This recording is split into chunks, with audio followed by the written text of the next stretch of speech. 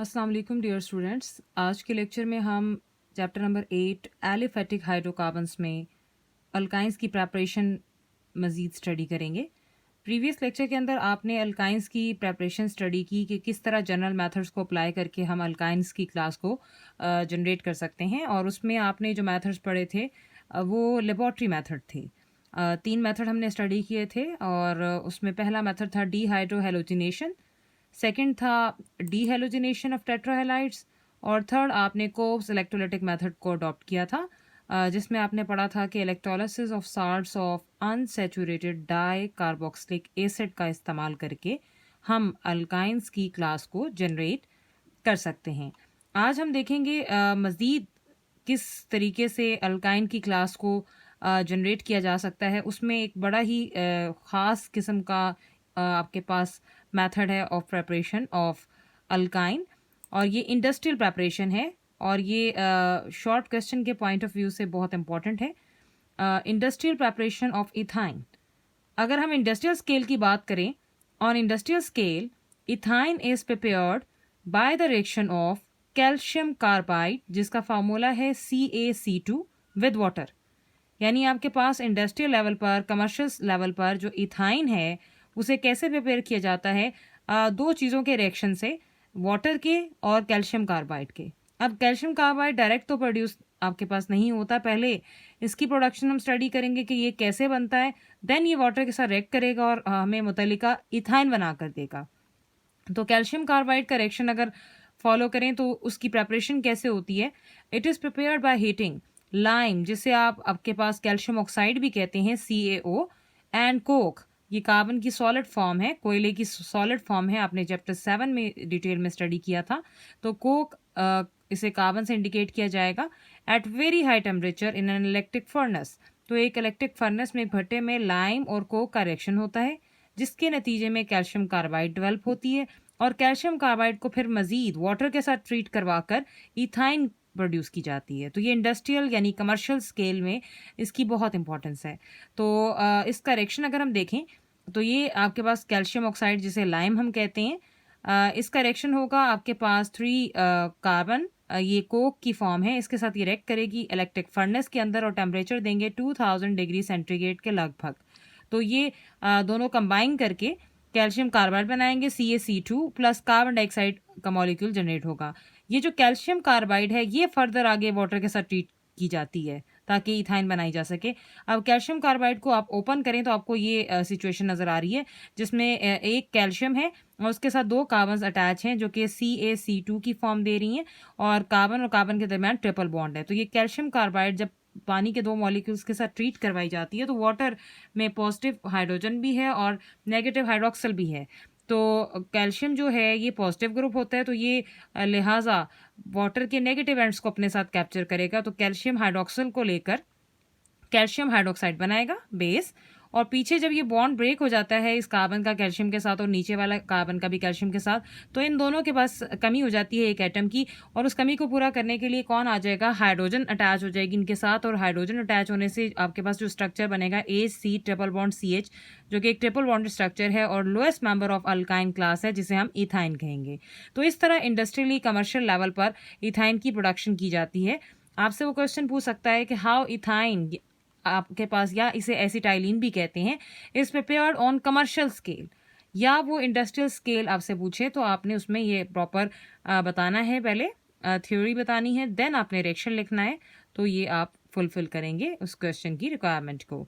अब हम जो है प्रेपरेशंस हमारी कंप्लीट हो गई हैं कि अल्काइंस को लेबॉर्ट्री और इंडस्ट्री के लिहाज से हमने प्रिपेयर कर लिया। अब हम मज़ीद कुछ फीचर्स आगे देखेंगे। फिजिकल प्रॉपर्टीज़, फिजिकल प्रॉपर्टीज़ के हवाले से देखा जाए तो अल्काइंस की क्लास दे आर कलरलेस। एक तो ये कलरलेस होते हैं, दूसरा ये ऑर्डरलेस होते हैं, एक्सेप्ट एसिटाइलिन के जो लोएस्ट मेंबर है जिसे आप इथाइन के नाम से जानते हैं, जिसका गार्लिक लाइक अडोर होता है। ये ऑब्जेक्टिव के लिए बड़ा इंपॉर्टेंट है, तो ये आपके पास MCQ आपको पता होना चाहिए।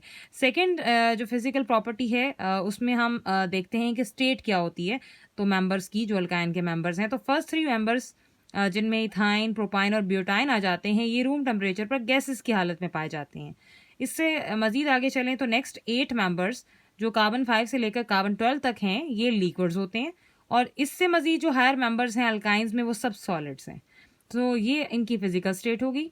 अब हम इनके कुछ थर्मोडायनामिक बिहेवियर की बात कर लेते हैं जिसका ताल्लुक इन टेम्परेचर के रिस्पेक्ट से है। तो तीसरी प्रॉपर्टी है कि जितने भी मेल्टिंग पॉइंट्स, बॉइलिंग पॉइंट्स और densities increase gradually with the increase in the molecular mass. जैसे जैसे चेन में मास बढ़ता जाएगा उसी तरह उनका मेल्टिंग पॉइंट, बॉइलिंग पॉइंट और डेंसिटी के ये तमाम फैक्टर्स भी ग्रेजुअली इंक्रीज करेंगे। फोर्थ प्रॉपर्टी है इनकी नेचर के हवाले से कि ये नॉन पोलर होते हैं, पोलर नहीं होते, नॉन पोलर होते हैं, इसीलिए ये डिजोल्व हो जाएंगे readily in non polar solvents like ether, benzene and carbon tetrachloride.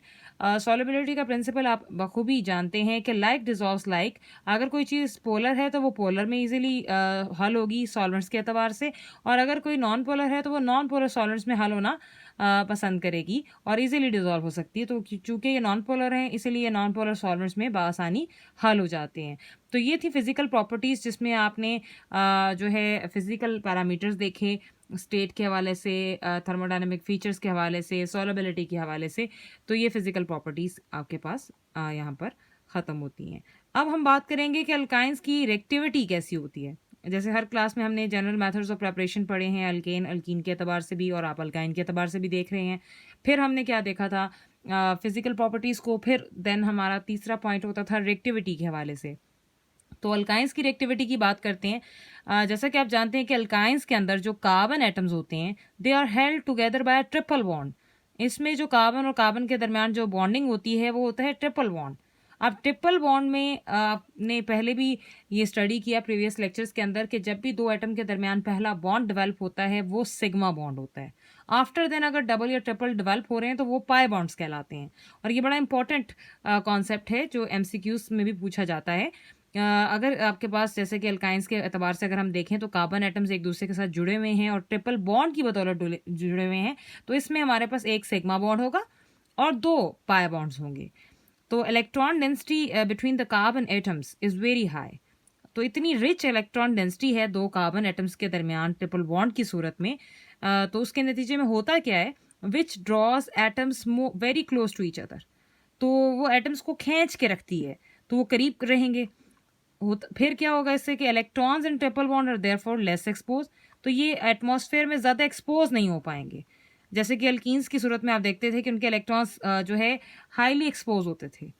तो अगर कोई चीज़ हाईली एक्सपोज होगी इलेक्ट्रॉन्स तो वो जल्दी से रिएक्शन करेंगे, वो रिएक्टिव होंगे, जैसे कि आपने अल्कीन की क्लास में देखा। लेकिन अल्काइंस की सूरत हाल में ऐसा नहीं होता क्योंकि इनके अंदर जो है कार्बन एटम्स की इलेक्ट्रॉन डेंसिटी इतनी रिच है कि वो एटम्स को खींच के रखे हुए हैं। तो आपके इलेक्ट्रॉन्स एक्सपोज नहीं होंगे, लेस एक्सपोज होंगे। तो उससे क्या होगा, they are less reactive toward electrophilic reagents. तो इनका बिहेवियर इलेक्ट्रोफिलिक रिएजेंट्स की तरफ कम होगा, कम रिएक्टिव होंगे, ये कम रिएक्शन शो करेंगे किसी भी इलेक्ट्रोफिलिक रिएजेंट की तरफ। अब इलेक्ट्रोफिलिक रिएजेंट के हवाले से अगर आपने अल्कीन में देखा था तो अल्कीन में हमने बात की थी कि अल्कीन्स ये इनकी तरफ ज़्यादा रिएक्शन शो करते हैं और वो electrophilic addition reactions most commonly करते हैं। अब ये इलेक्ट्रोफिलिक क्या है, हमने इन डिटेल भी बात की थी कि इलेक्ट्रोफिलिक रिएजेंट्स क्या होते हैं। ऐसे reagents which are in search of electron, electrophile कहते हैं इलेक्ट्रॉन लविंग को। तो जो रिएजेंट्स इलेक्ट्रॉन की तलाश में होते हैं, उसकी सर्च में होते हैं, उन्हें इलेक्ट्रोफिलिक रिएजेंट्स कहते हैं। क्योंकि अल्काइंस के अंदर इलेक्ट्रॉन डेंसिटी इतनी एक्सपोज नहीं है तो इन रिएजेंट्स का इन पर अटैक आसानी से नहीं हो पाता बनिस्बत आपके अल्कीन की क्लास के।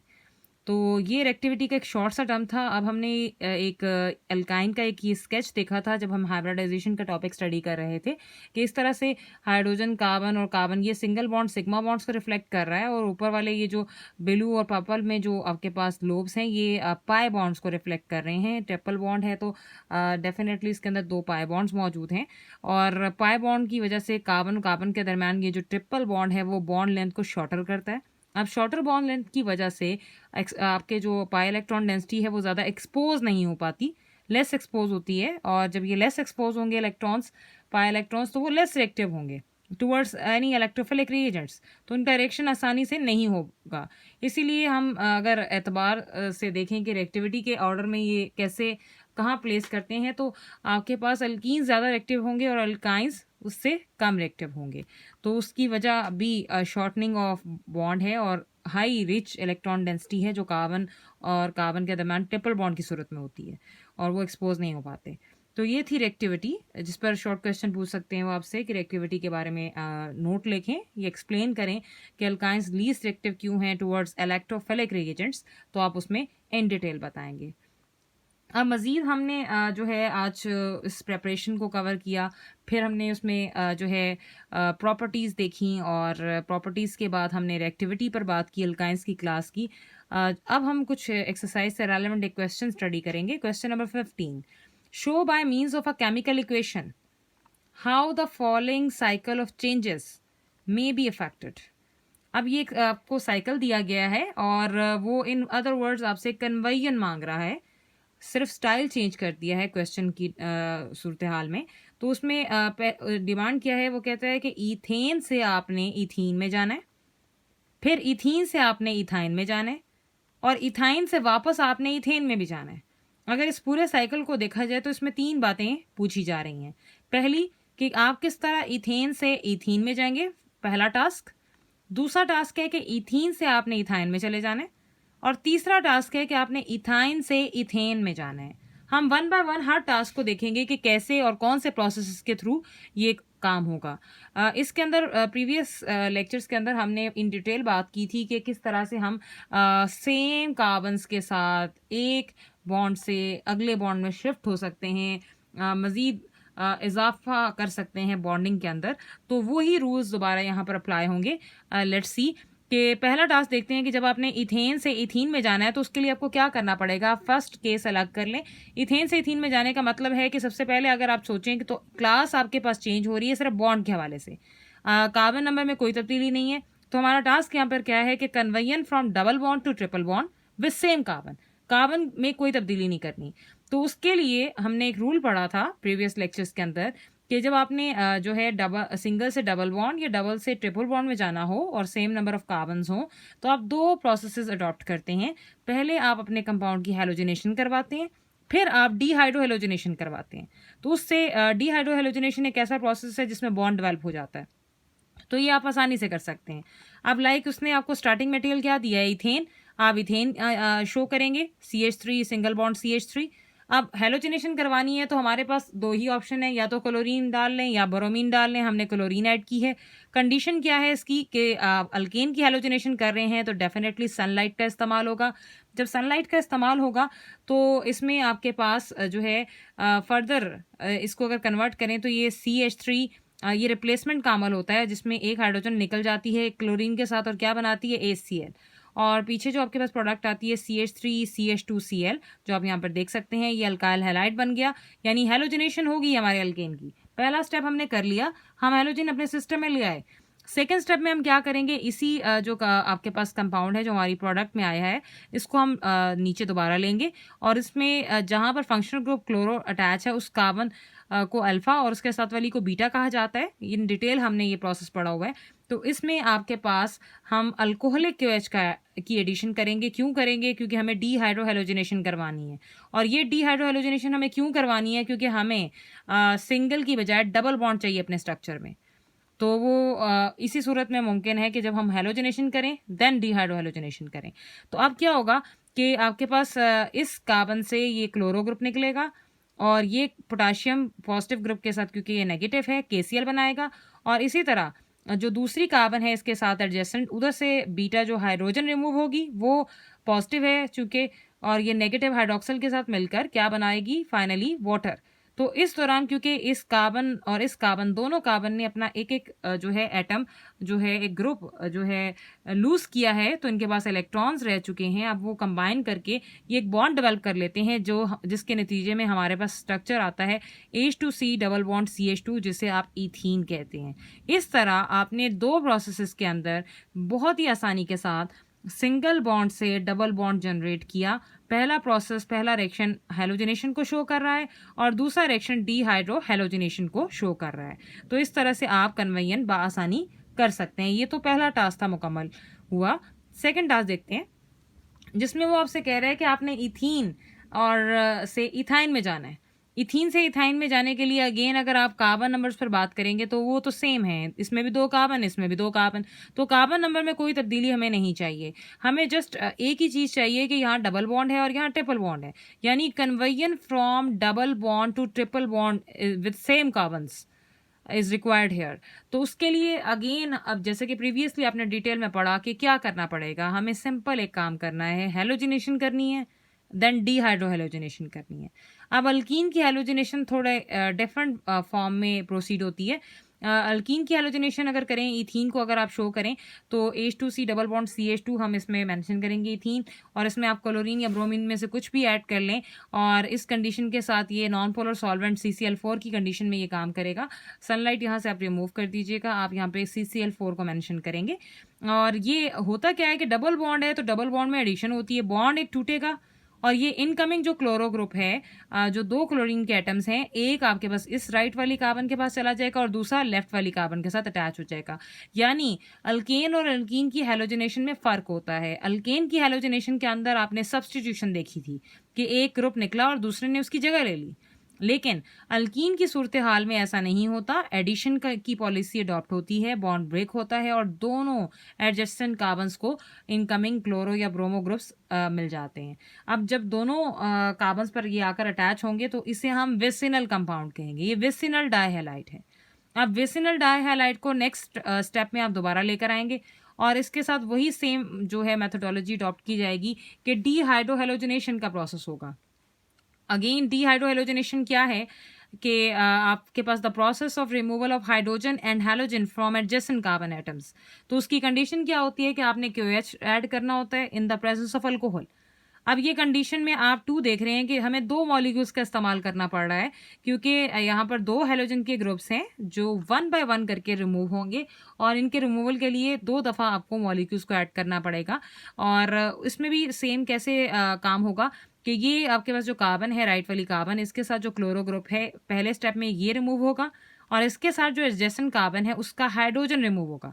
तो एक तरफ से हाइड्रोजन इस OH को लेकर आपके पास एक पानी का मॉलिक्यूल बनाएगा और ये पोटाशियम का एक मॉलिक्यूल आपके पास एक एटम इस क्लोरो ग्रुप को लेकर KCl का एक मॉलिक्यूल जनरेट करेगा। इसी तरह अगले स्टेप में जब दूसरा जो मॉलिक्यूल काम करेगा तो वो सेकेंड क्लोरो ग्रुप उतरेगा और पहली वाली कार्बन से हाइड्रोजन का ग्रुप रिमूव होगा और वही हाइड्रोजन OH के साथ कंबाइन करके वाटर बनाएगी।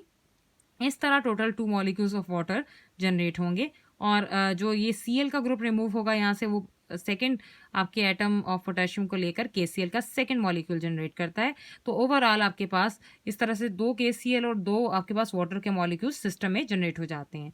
अब इसके नतीजे में क्या हुआ कि चूंकि 2 दफ़ा आपके पास कार्बन्स ने अपने अपने ग्रुप्स को रिमूव किया है 2 स्टेप्स के अंदर, यानी 2 दफ़ा कार्बन्स के पास लॉस ऑफ ग्रुप हुआ है, तो उसके नतीजे में 2 आपके पास मज़ीद बॉन्ड्स डेवलप हो जाते हैं। एक बॉन्ड जब एक हाइड्रोजन और एक Cl निकलेगा तब डेवलप होगा और दूसरा बॉन्ड तब डेवलप होगा जब सेकेंड मॉलिक्यूल ऑफ हाइड्रोजन और हैलोजन रिमूव होंगे। तो अल्काइन की सूरत में आपके पास क्या होता है कि डीहाइड्रोहेलोजिनेशन 2 टाइम्स की जाती है, जबकि अगर आपने अल्कीन बनानी हो तो डीहाइड्रोहेलोजिनेशन का अमल सिर्फ एक दफ़ा किया जाता है, क्योंकि हमें एक ही बॉन्ड इजाफी चाहिए होता है। तो इस तरह से ये जो AC ट्रिपल बॉन्ड CH का आपके पास मॉलिक्यूल जनरेट हुआ है, दिस इज कॉल्ड इथाइन। तो बाय सिंपल वे आपने इथीन से इथाइन बना लिया और सेकंड टास्क कंप्लीट कर लिया।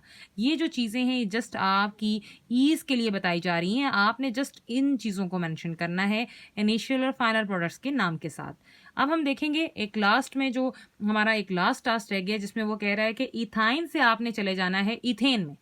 अगर आप इस पर गौर करें तो अगेन कार्बन के एतबार से देखा जाए तो इस इथाइन में भी 2 कार्बन होती हैं और इथेन में भी 2 कार्बन होती हैं, जबकि बॉन्डिंग के हवाले से बात की जाए तो इसमें इथाइन के अंदर ट्रिपल बॉन्ड है और इथेन के अंदर सिंगल बॉन्ड है।